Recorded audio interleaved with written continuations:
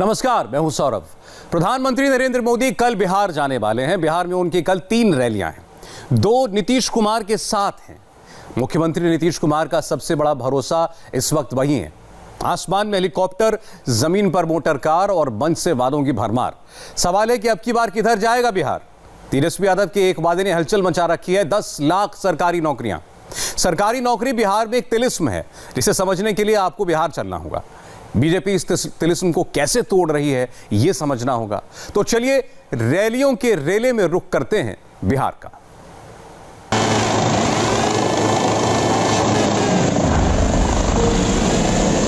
रैलियों का रेला है,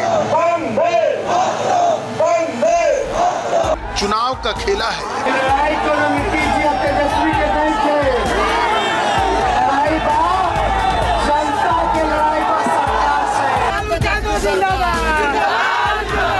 हर रैली कुछ कहती है। नौकरी चाहिए ना चाहिए,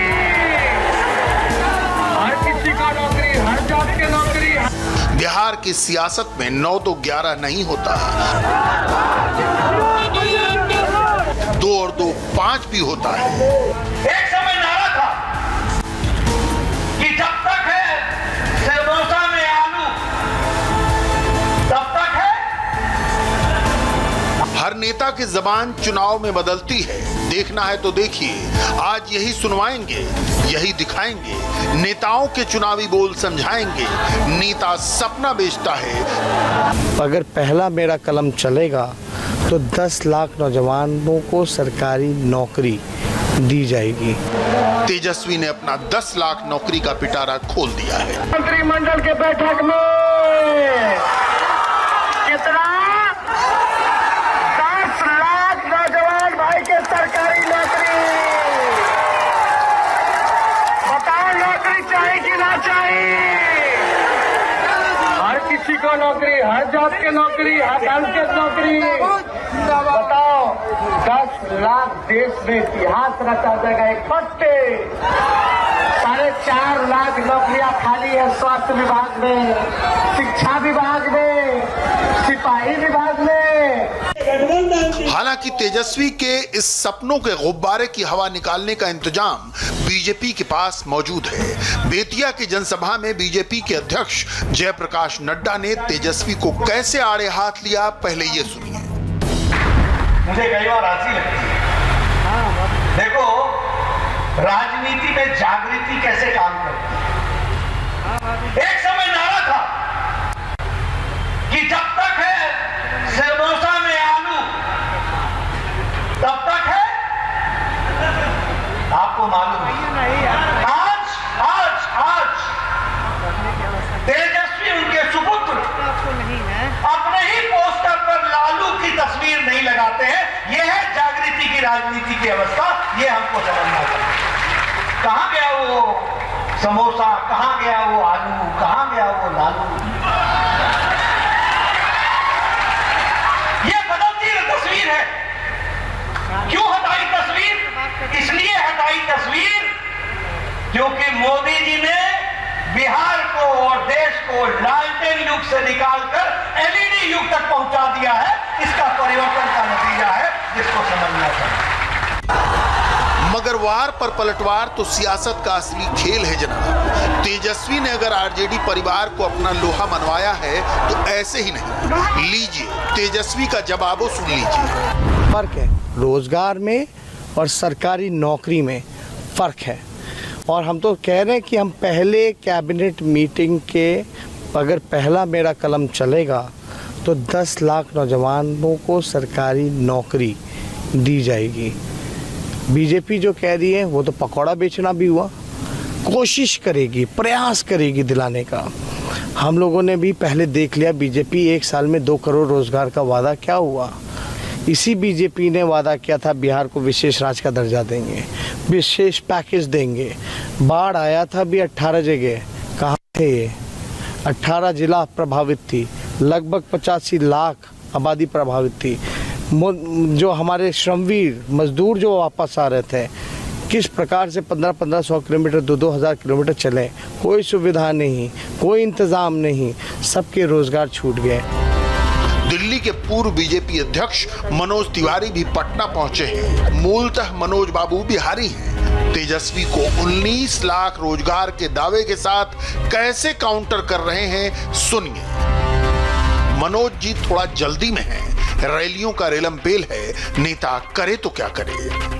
हमारे साथ है मनोज तिवारी। मनोज जी, रोजगार की बात कह रही थी, चुनावी मुद्दा बना रहा था महागठबंधन, 10 लाख रोजगार देंगे।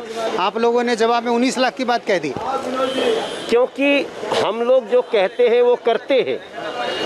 तो आज एनडीए पहले जो कहा है वो भी किया है और अब जो कह रही है वो भी करेगी भाजपा।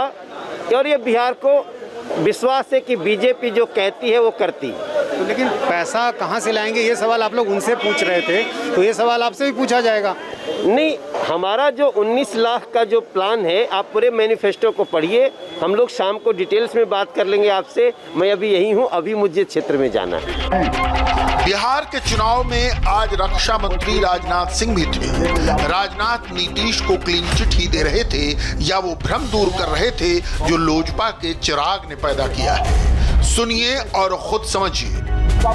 मगर उससे पहले एक और तस्वीर देखिए, गौर से देखिए, तब रैली में लौटेंगे।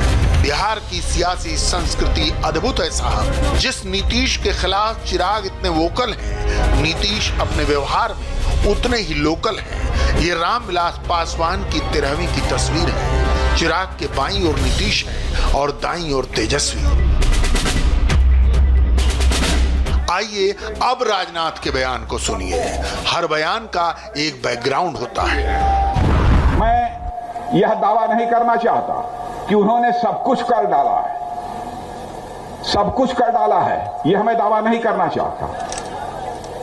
लेकिन इतनी बात मैं जरूर कह सकता हूं, हमारा नीतीश कुमार, हमारे मुख्यमंत्री, बिहार हो चाहे हिंदुस्तान का कोई कोना हो, मेरे बहनों भाइयों, उंगली उठाकर नहीं कह सकता कि नीतीश कुमार के दामन पर कोई भ्रष्टाचार की दाग लगी हुई हो, यह नहीं कह सकता। इस पर तो बहस हो सकती है कि नीतीश कुमार ने कम काम किया, अधिक किया और कर दिया होता तो ज्यादा अच्छा होता। इन सब सारी चीजों पर तो बहस हो सकती है, लेकिन इस बात पर बहस की कोई गुंजाइश नहीं है कि नीतीश कुमार के अथवा सुशील मोदी के दामन पर कोई भ्रष्टाचार की दाग लगी हुई है। बीजेपी ने समझ लिया है कि बिहार का स्टार उसके लिए फिलहाल तो नीतीश कुमार है। अब नीतीश को हीरो साबित करने में तमाम ताकतें लग गई हैं। हाजीपुर की रैली में नित्यानंद राय थे। अगर याद कर सकते हैं तो करिए। नित्यानंद राय बिहार बीजेपी के अध्यक्ष थे। 2015 का चुनाव याद करिए और नित्यानंद राय का हाजीपुर की रैली के बाद दिया बयान देखिए। आत्मसम्मान नीतीश जी नहीं खोए हैं, आत्मसम्मान तो श्रीमान लालू जी खोए हैं। इसलिए कि बिहार को विकास से दूर रखा, बिहार के साथ धोखा दिया और हमेशा जिस प्रकार से बातें उन्होंने की वह सिर्फ परिवार और परिवार के लिए ही रहा, बिहार के लिए नहीं रहा। बिहार के गरीबों के लिए, नौजवानों के लिए, किसानों के लिए, मजदूरों के लिए नहीं रहा। इसलिए आत्मसम्मान नीतीश जी ने नहीं खोया है, लालू जी ने खोया। मुख्यमंत्री नीतीश कुमार रैली के लिए मुजफ्फरपुर पहुंचे। स्वागत अतिथियों का धन्यवाद ज्ञापन करें। जनसभा में याद दिलाया कि उनकी सरकार ने कैसे महादलित और महापिछड़ों के हक में काम किया। ये वो नया वोट बैंक है जो उन्होंने बनाया है। महादलित दलित समुदाय के लोग हैं, उनको सरकार की सब योजना की जानकारी मिले और उस इलाके का एक एक काम हो। तो हम लोगों ने तो सबके लिए काम किया भाई, किसी को छोड़े हैं हम? महिलाओं के लिए तो मत पूछिए, 50% का आरक्षण। पंचायती राज संस्थाओं में, नगर निकाय में अब कितनी जनप्रतिनिधि हैं? पहले नाम मात्र की जनप्रतिनिधि महिलाएं होती थी, अब कितनी जनप्रतिनिधि हैं? अति पिछड़े वर्ग को कौन पूछता था? अब उनको भी 20% का आरक्षण। अनुसूचित जाति जनजाति को आबादी के अनुरूप 16% और 1% का आरक्षण। सबको जनप्रतिनिधित्व का मौका दिया गया। 3 बार चुनाव हो चुका। अब जरा देखिए कितनी जागृति आई है।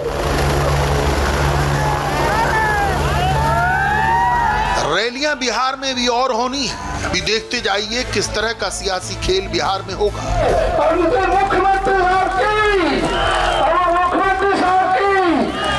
मगर ये समझिए, इन नेताओं से ज्यादा बिहार अपना हित समझता है। बिहार की जनता देश की सबसे अधिक पॉलिटिकली एक्टिव जनता है। नेताओं का भाषण सुनती है, खूब गुनती है, उसके बाद वोट देती है। देखते रहिए ये खेल जो अभी नवंबर के पहले हफ्ते तक चलेगा। और रैलियों के शोर के बीच पटना से एक बड़ी खबर। इनकम टैक्स डिपार्टमेंट ने कांग्रेस दफ्तर पर छापा मारा। कांग्रेस ऑफिस की एक गाड़ी से 8.5 लाख रुपए कैश मिले और कांग्रेस के नेता बता नहीं पा रहे हैं कि पैसे कहां से आए, किसके हैं। हमारे संवाददाता नीतीश चंद्र वहां पहुंचे, देखिए उनकी रिपोर्ट। पटना में कांग्रेस मुख्यालय सदाकत आश्रम के अंदर गाड़ी से कैश की बरामदगी हुई है। इनकम टैक्स विभाग की टीम पहुंची। आप देखें, ये इनकम टैक्स विभाग के अधिकारी हैं और इनकम टैक्स की टीम यहां पर पहुंची, उन लोगों से पूछताछ की है और पूछताछ के बाद ये अधिकारी यहां से निकल रहे हैं। नोटिस दिया गया था और इनकम टैक्स के विभाग ने यहाँ पर जो छापेमारी की, करीब 8 लाख रुपए की रकम बरामद की गई है। और यहाँ पर आप देखें, ये कांग्रेस मुख्यालय है, बिहार प्रदेश कांग्रेस कमेटी सदाकत आश्रम कांग्रेस का मुख्यालय, और यही गाड़ी से बरामद किया गया है। और इस बरामदगी के बाद इनकम टैक्स के अधिकारियों ने यहाँ पूछताछ की है कांग्रेस के नेताओं से और आगे इस संबंध में नोटिस दिया गया है। फिर आगे भी इसकी जांच होगी।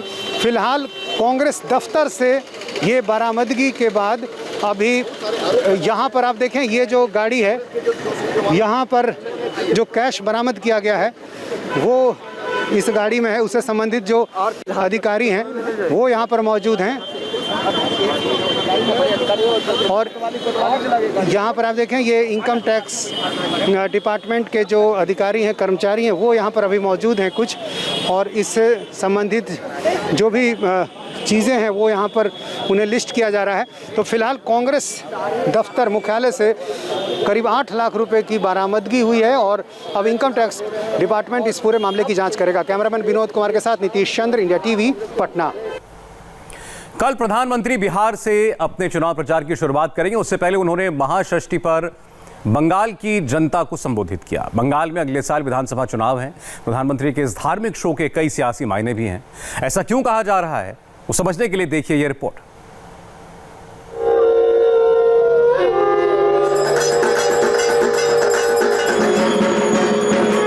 पश्चिम बंगाल के मेरे भाइयों और बहनों, आज भक्ति की शक्ति ऐसी है कि ऐसा लग रहा है जैसे मैं दिल्ली में नहीं, लेकिन आज मैं बंगाल में आपके बीच उपस्थित हूं।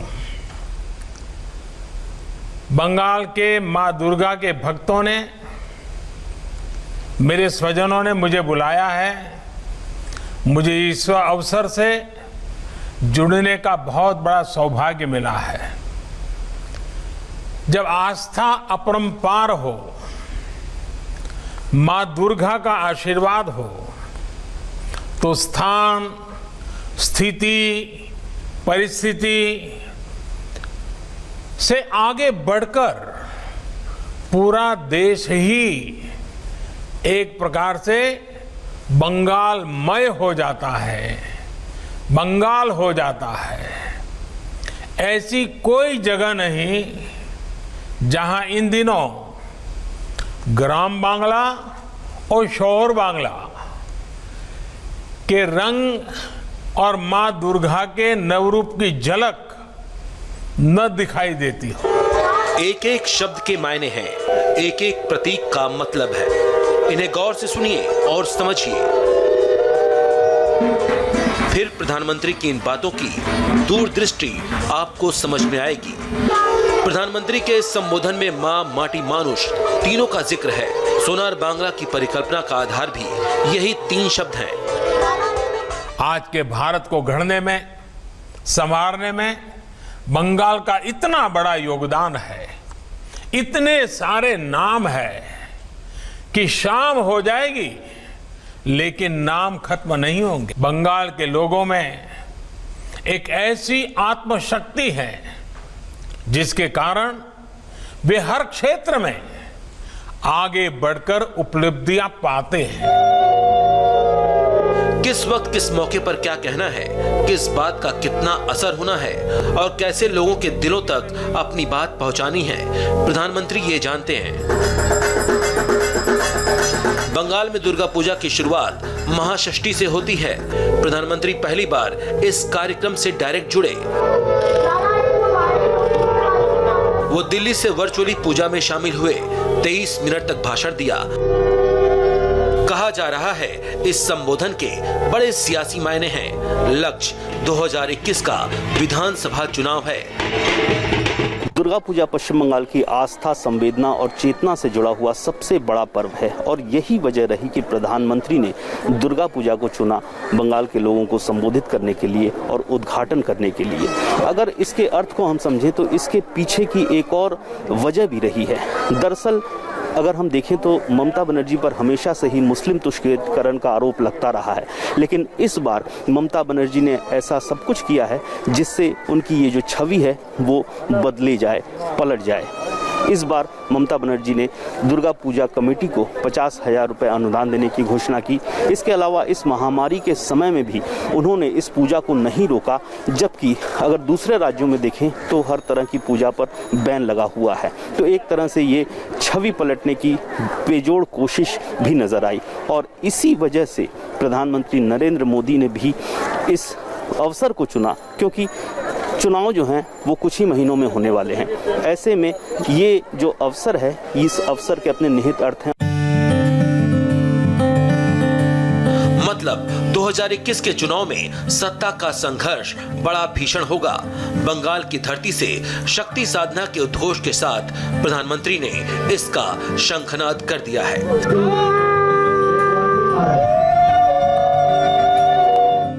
प्रधानमंत्री की बंगाल में दुर्गा पूजा के संबोधन के सियासी मायने क्यों हैं, उसकी सबसे बड़ी वजह है बंगाल बीजेपी की ग्राउंड पर की गई तैयारी। मोदी का संबोधन दिखाने के लिए बीजेपी ने बंगाल के सभी 294 विधानसभा इलाकों के 78,000 बूथों पर टीवी स्क्रीन लगाई थी। हर बूथ पर बीजेपी के नेताओं से लोगों को जुड़ने के लिए कहा गया था, ताकि प्रधानमंत्री की बात बंगाल के घर घर तक पहुंच सके। 294 विधानसभा क्षेत्र हैं। सभी विधानसभा क्षेत्रों में पार्टी ने कोशिश की कि जो प्रधानमंत्री का जो संवाद है, जो संदेश है, वो लोगों तक पहुंचे और इसके लिए 1 महीने से पहले से ही तैयारियां शुरू कर दी थी बीजेपी ने। हालांकि इस मामले में अगर हम देखें तो टीएमसी भी पीछे नहीं है। टीएमसी ने भी काफ़ी कोशिश की है कि दुर्गा पूजा के जरिए लोगों तक पहुँचा जाए, प्रचार किया जाए। अब देखने वाली बात यह है कि इस प्रचार का फायदा किस पार्टी को ज्यादा मिल पाता है।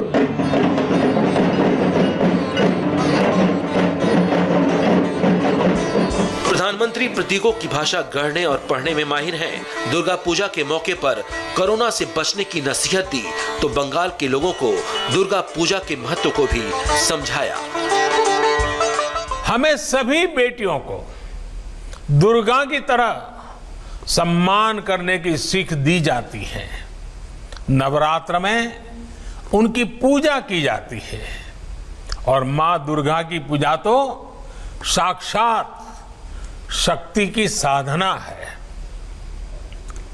हमारी मां दुर्गा दारिद्र्य, दुख, भय हारिणी कही जाती है, दुर्गति नाशिनी कही जाती है। अर्थात वो दुखों को, दरिद्रता को, दुर्गति को दूर करती है। इसलिए दुर्गा पूजा तभी पूरी होती है जब हम किसी के दुख को दूर करते हैं, किसी गरीब की मदद करते हैं। साथियों, महिषासुर का वध करने के लिए माता का एक अंश ही पर्याप्त था, लेकिन इस कार्य के लिए सभी दैवीय शक्तियों को संगठित हो गई थी। शक्ति के महात्म का वर्णन कर रहे थे, लेकिन प्रधानमंत्री के दिमाग में बंगाल को लेकर बड़ा खाका खींचा जा चुका है। वो है बंगाल की शक्ति के साथ पूर्वोदय की परिकल्पना। बंगाल की ही धरती से गुरुदेव रविंद्रनाथ टैगोर और बंकिम चंद्र चटर्जी ने आत्मनिर्भर किसान और आत्मनिर्भर जीवन का संदेश दिया था। गुरुदेव ने लिखा था, बांग्लार माटी बांग्लार जल, बांग्लार वायु बांग्लार फल, पुण्य होक पुण्य होक पुण्य होक हे भगवान।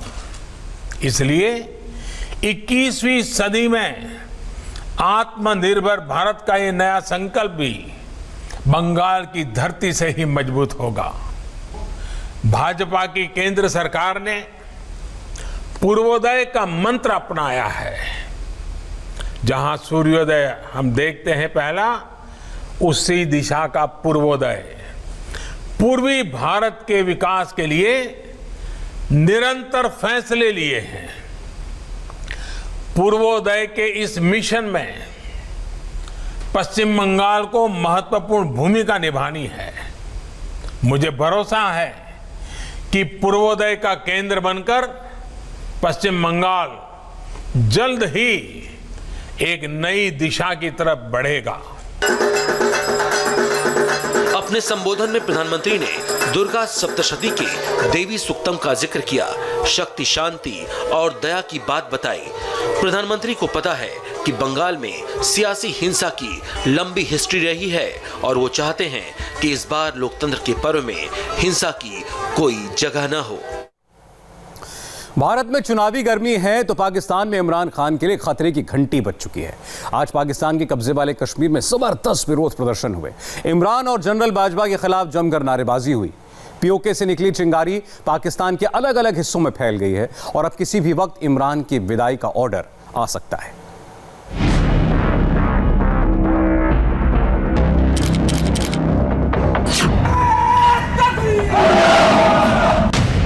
ये LAC पर शूट हुआ बाजवा का फोटो सेशन है। इसमें डायलॉग्स भी है, पाकिस्तानी फौज भी है, नारेबाजी भी है और शाबाशी भी है। मगर बाजवा का ये वीडियो फर्जी है। इमरान और बाजवा से बगावत वाली असली पिक्चर पाकिस्तान के कब्जे वाले कश्मीर से लेकर पाकिस्तान के कई किलोमीटर भीतर तक हलचल मचा रही है। क्योंकि लाइन बड़ी लंबी है। अभी नियाजी सादिक और अमीन चोर निकला है नया, माशाल्लाह ये नया किस्म का चोर है, सादिक और अमीन चोर। और ट्रांसपेरेंसी इंटरनेशनल की रिपोर्ट है कि नियाजी हुकूमत ने तो पिछले चोरों का भी रिकॉर्ड करप्शन में तोड़ दिया। अब जरा इमरान के दुश्मन बिलावल भुट्टो की पार्टी के इस कार्यकर्ता का नारा सुनिए। तुम कितने भुट्टो मारोगे, हर घर से भुट्टो निकलेगा। ये अवाम की ताकत है, ये अवाम का समंदर है। बिलावल भुट्टो का ये सारा काफिला है। अब भाग न्याजी भाग। शहीद रानी तेरा कातिल आज और कल शर्मिंदा है। कल भी भुट्टो जिंदा था, आज भी भुट्टो जिंदा है। इमरान और बाजवा को चैलेंज देता ये पाकिस्तानी सिर्फ नारे नहीं लगाता, ये तो सुरीले और शायराना अंदाज में भिगो भिगो कर नियाजी खान की क्लास लगाता है। भूलना था तो ये इकरार किया ही क्यों था। बेवफा तूने मुझे प्यार किया ही क्यों था। आज एक रात कराची में मुलाकात का मौका दे दे। हम तेरे शहर में आए हैं मुसाफिर की तरह, सिर्फ एक बार मुलाकात का मौका दे दे।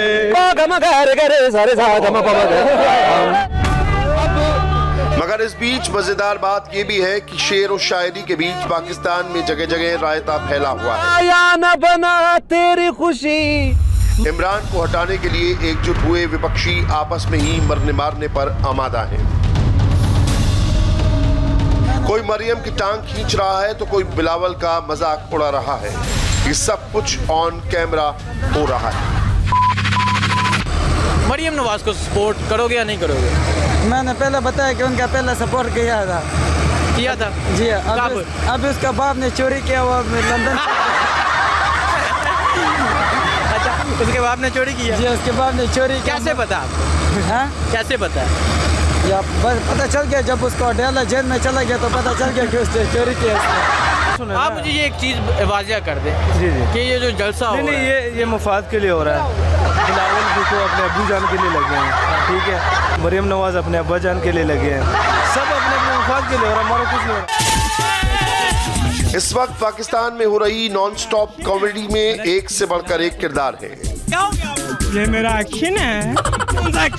ये पीएम की कुर्सी पर बैठे कप्तान से लेकर पाकिस्तान की आवाम तक कोई किसी को सीरियसली नहीं ले रहा।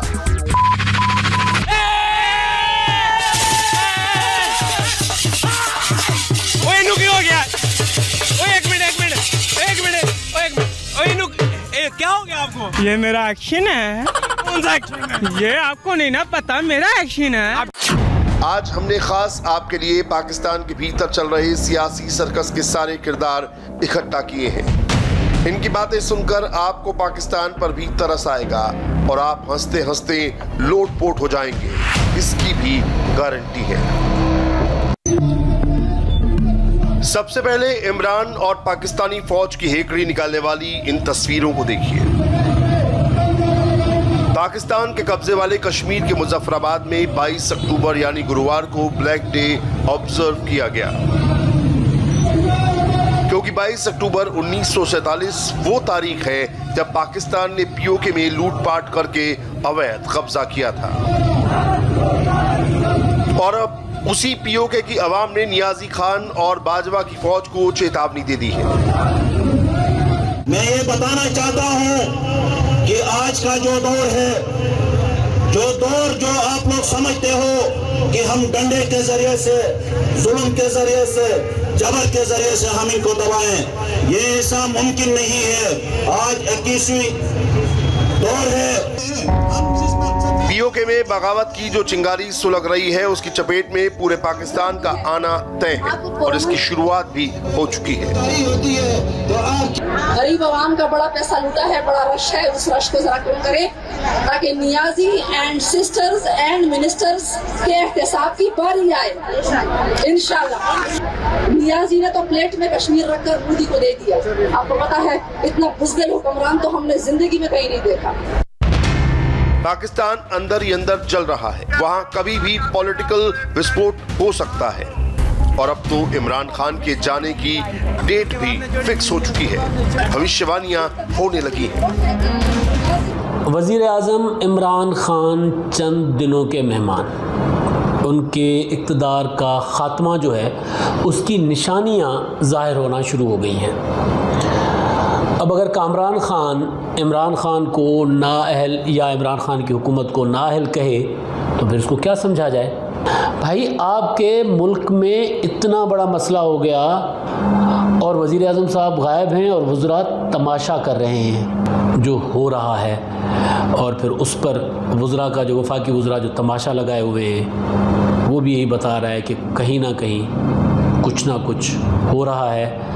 और कुल मिलाकर बात ये कि हालात बता रहे हैं कि वज़ीर आज़म इमरान खान साहब चंद दिनों के या चंद माह के मेहमान हैं। इमरान को कुर्सी छीने जाने के खतरे का एहसास है, शायद इसीलिए अभी से उनकी पीआर मशीनरी काम पर लग गई है और निशाने पर है नवाज शरीफ। किसी भी मुल्क को कमजोर करना हो तो कौम में और फौज के दरमियान बोझ पैदा किया जाता है, कौम को फौज से मायूस किया जाता है। जनरल बाजवा ने आपको कहा था कि मोदी आ जाए तो पाकिस्तान की सिक्योरिटी के एडवाइजर को मीटिंग में न बैठने दो। आप कहते हो मुलाकातें, आप तो एक टेलीफोन की मार हो। गुजरावाला में जनरल कियानी का फोन आया, ईद मनाते हुए तुम वापस आ गए। जो आपको अच्छा लगे वो जमहूरियत, जो आपको अच्छा लगे वो जर्नैल अच्छा, जो आपको अच्छा लगे वो पाकिस्तान अच्छा, और जो इस कौम को अच्छा लगे वो आपको कबूल नहीं है। डर तो भाजपा को भी लग रहा है। 11 दलों के साथ आने से कुर्सी उसकी भी टगमगा रही है। ऊपर से सिंध पुलिस से 2-2 हाथ करके पाक फौज ने मुसीबत मोल ले ली है। कुछ लोग समुद्र पार बैठे जो काफी अर्से से मुल्क से बाहर हैं, फौज को गालियां देते हैं, मुल्क को गालियां देते हैं, मुल्क को तोड़ने की बात करते हैं। मैं उनको बता देना चाहता हूं कि जब तक हमारे पास ऐसे बहादुर हैं, इस मुल्क को कोई आंच नहीं आएगी। पाक सेना प्रमुख चाहे कुछ भी कहें, सच्चाई ये है कि अगर वो इतने पाक साफ होते तो अपनी टीआरपी बढ़ाने के लिए कैमरे पर लोगों से सवाल ना पूछवाते। मुझे ये बताएं, देखें मियां साहब ने एक तकरीर की है, पाक आर्मी के खिलाफ बोले हैं, आपका क्या ज़हन कहता है कि उन्हें बोलना चाहिए? नहीं, ये सर बिल्कुल गलत बात उन्होंने की है पाक आर्मी के खिलाफ, क्योंकि पाक आर्मी ना हो तो मुल्क हमारा जो है ना महफूज नहीं है। बेशक, बिल्कुल ठीक है ना। और ये जो मियां साहब ने जो बात की है ना, बहुत ही गलत और घटिया किस्म की बात की है सर। गलत किया उन्होंने, क्योंकि पाक आर्मी हमारी हिफाजत के लिए है, ठीक है।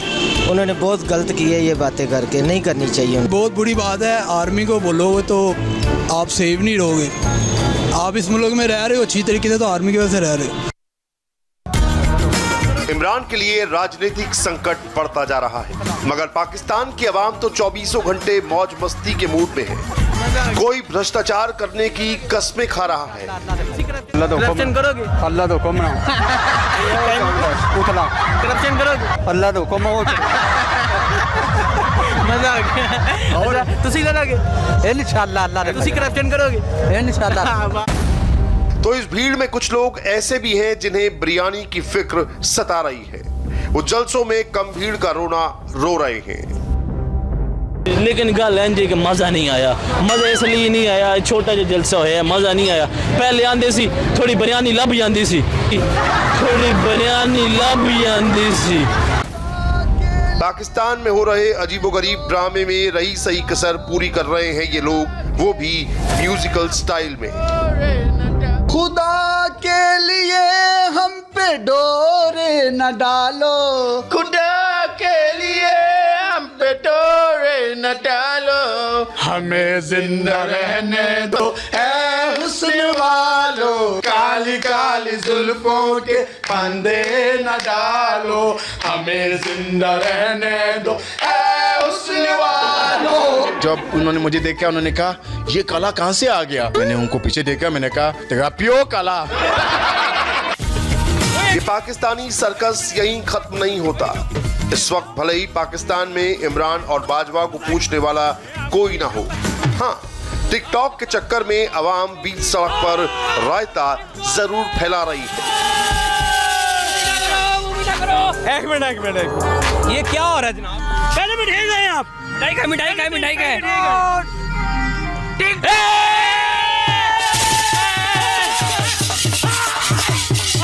टिकटॉक ओपन हो गया, टिकटॉक।